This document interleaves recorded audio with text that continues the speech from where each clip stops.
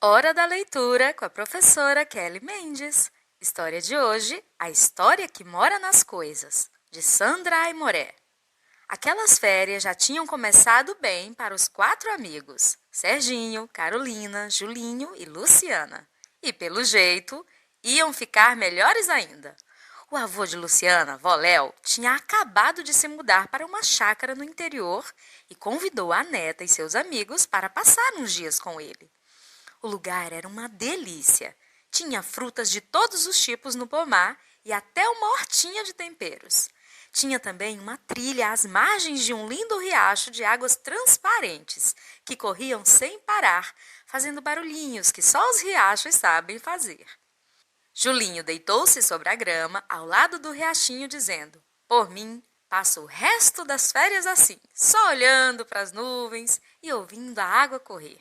Luciana e Carolina acharam a ideia ótima. Sentaram-se, tiraram os tênis e mergulharam os pés na correnteza. "Pois eu vou ver o que é que tem no final da trilha", disse Serginho, todo animado. "Ah", respondeu Luciana, "você só vai encontrar uma casinha caindo aos pedaços, construída num terreno ao lado da chácara. Acho que ele não tem dono." Serginho seguiu pelo caminho estreito até chegar a tal casa. Curioso, percebeu que a porta estava aberta e entrou. O lugar estava bem sujo, parecendo abandonado, mas havia móveis e objetos deixados pela última pessoa que viveu ali. Sobre uma mesa, Serginho viu 2 pares de óculos velhos. Pegou aquele que estava inteiro para poder examinar melhor e não resistiu à tentação de experimentá-lo. Logo que colocou diante dos olhos, algo fantástico aconteceu. Percebeu que podia ver as coisas e pessoas que estavam ali antes. Ao olhar o outro óculos sobre a mesa, ouviu uma voz misteriosa. A palavra óculos vem do latim ocularium, que eram buracos feitos nos capacetes dos antigos soldados romanos para que eles pudessem enxergar. No primeiro século depois de Cristo, artesãos descobriram que, cortando os cristais de rocha em camadas finas, poderiam obter lentes de aumento. Mais de 1000 anos depois, foi criado, na Alemanha, o primeiro par de lentes com aros de ferro. Os óculos só ficaram mais confortáveis 300 anos depois. Surgiram o pince-nez, que se prendia no nariz por uma mola, e o lorgnon, 2 lentes adaptadas a uma armação sem hastes. Os óculos com hastes apoiadas nas orelhas só começaram a ser usados depois de 1600. Incrível! Aqueles óculos deviam ser mágicos. Foi só colocá-los e Serginho assistiu, como em um filme, a um pouco da história do objeto. Que coisa, pensou. Nunca imaginei que os óculos tivessem uma história tão bacana. Será que a magia funciona com outros objetos? Vou experimentar. Dirigindo-se à cozinha, talheres que estavam sobre a pia chamaram sua atenção. Colocando novamente os óculos, olhou fixamente para eles. E no mesmo instante, novas imagens apareceram acompanhadas da voz. Usar talheres foi uma evolução para a humanidade. Até 900 anos atrás, as pessoas comiam com as mãos. Naquela época, os mais educados eram os que conseguiam levar a comida à boca usando apenas 3 dedos. As primeiras facas eram feitas de pedra e depois de ferro e bronze. A partir do século XVII, elas eram feitas de prata e simbolizavam riqueza. Os primeiros garfos possuíam apenas 2 dentes. As primeiras colheres eram pedaços de madeira ou chifres de boi em forma de concha. Serginho guardou os óculos com cuidado e correu ao encontro dos amigos. Correu tão depressa que, ao chegar lá, não conseguiu falar. Segurava o objeto com uma das mãos, enquanto apontava para eles com a outra, sem que ninguém pudesse entender nada. "O que você quer com esses óculos?" perguntou Julinho. "Descobriu que tem algum problema na vista?" "Eles são mágicos", conseguiu dizer finalmente o menino. "Venham comigo." Ninguém queria se levantar dali, mas a curiosidade venceu, e seguiram o amigo até a casinha. No caminho, ele contou o que havia acontecido. Era difícil de acreditar, mas como Serginho não mentia nunca, decidiram que valia a pena conferir. "Você sabe quem morou naquela casa, Luciana?" quis saber Carolina. Com certeza os óculos eram dele. Não sei não, respondeu a menina, mas podemos perguntar para o vovô. Ao chegar ao local, tiraram no par ou ímpar quem iria colocar os óculos primeiro. Carolina ganhou e quis ir até o quarto onde havia uma velha cama. Num instante, ao olhá-la, a história deste imóvel passou diante dos seus olhos. Nossos ancestrais mais antigos dormiam no colchão, sobre peles de animais ou montes de palha, mas perceberam que assim não ficavam protegidos de inundação ou de ataques de bichos. No Antigo Egito, as pessoas já dormiam melhor. Vários tipos de camas foram encontrados na tumba do faraó Tutancâmon, incluindo uma cama dobrável. Os romanos faziam seus banquetes deitados em divãs repletos de almofadas. Na Europa, durante a Idade Média, se usava um leito cercado por colunas de madeira e cortinas como proteção contra o frio. Outras sociedades criaram formas diferentes de repousar. Os índios preferem as redes e os japoneses colocam colchões sobre esteiras de palha de arroz. Inacreditável! Exclamou a menina. Além de conhecer a história da cama, eu também vi as pessoas que já dormiram nesta, aqui no quarto. Ela é muito antiga. Seu último dono foi um senhor que tinha um jeito meio triste.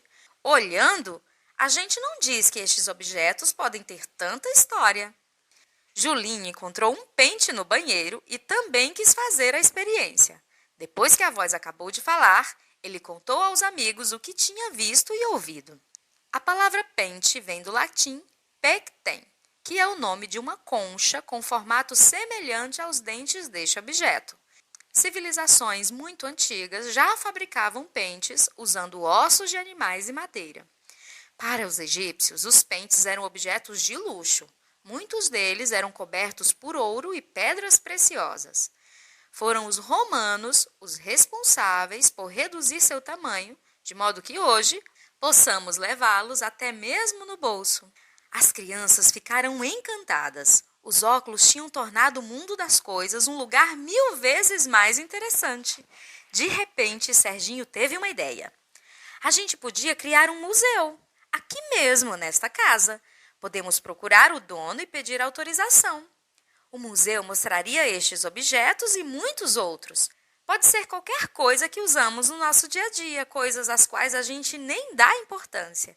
Daí, com a ajuda dos óculos, vamos escrever as histórias de cada uma delas e colocar ao lado. Boa, Serginho! Aprovou Luciana. Vai ficar sensacional! Luciana lembrou que estava quase na hora do lanche. Precisamos voltar. Guardaram os óculos em uma gaveta e pegaram o caminho de volta. Todos acharam melhor não contar nada ao vovô naquele momento. É que os adultos, às vezes, não acreditam nas coisas mágicas. Durante o lanche, perguntaram sobre o antigo morador da casinha. Vô Léo contou. Já faz tempo que ele morreu. Ouvi falar que era um professor muito culto e respeitado que vivia na capital. Seu nome era Teodoro. Um dia ficou muito doente. O médico o aconselhou a morar no campo e ele veio para cá. Passava o dia todo em casa, lendo um livro atrás do outro e pesquisando sem parar. Por causa da doença, nunca mais deu aulas. Antes de morrer, Teodoro doou sua casinha para o município, pois seu sonho era transformar o local em um centro cultural. Que pena! Até agora não se faz nada lá. Tem gente que fala em demolir a casa. Se Teodoro soubesse disso, iria ficar bem triste. Pois agora acho que ele vai ficar contente, exclamou Carolina. O avô não entendeu, mas logo Serginho disfarçou, dizendo que era maluquice da menina. Vô Léo era sabido. Naquela hora deixou passar. Mais tarde, porém, chamou sua neta Luciana para uma conversa. Já no outro dia, quando as crianças tentaram voltar à casinha do professor, encontraram o caminho fechado. Uma cerca de bambu tinha sido colocada na trilha. Dos dois lados, o mato era fechado. Não dava para passar. A frustração foi grande. Luciana contou que tivera de falar sobre os óculos ao avô, mas não entendia o porquê daquela cerca. Com certeza, já começaram a demolição. Adeus, óculos mágicos! Adeus, museu! Lamentou Julinho. Naquele dia, não viram mais o avô. Os dias foram passando. Certa manhã, Voléu chegou exclamando: Surpresa! Pediu que as crianças o seguissem. Todos pegaram a trilha que levava até a casa do professor Teodoro. No caminho, viram que a cerca tinha sido retirada e a passagem estava novamente livre. Quando chegaram, quase não acreditaram no que viam. A casinha estava restaurada. Parecia nova. Vovô explicou.